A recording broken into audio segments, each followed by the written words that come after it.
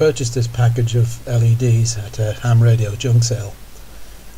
There's about 3,000 unmounted LED chips, or referred to as dies, on this package, so I decided I would have a go at mounting one and see if we can get it to work. The individual chips are very small indeed. This is a view under a ×200 microscope, and you can see the anode metal coating on the top of the chip.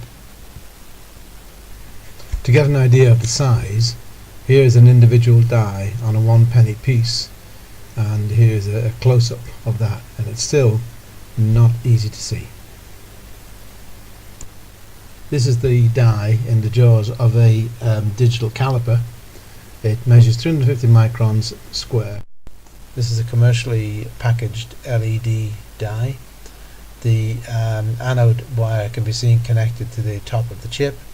The base of the chip sits in a reflective cavity which collects the light and sends it out through the lens at the top of the casing, which is made from epoxy.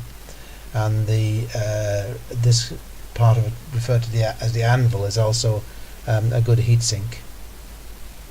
So to get it working, I've got a 3-volt supply, 250 ohm resistor to limit the current, and some wires to connect to the actual chip itself.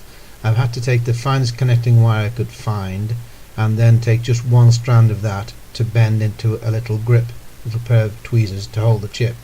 I've had to try several glues in order to get one that was rigid enough to hold the wire to keep the chip in place, and an epoxy was the best I found.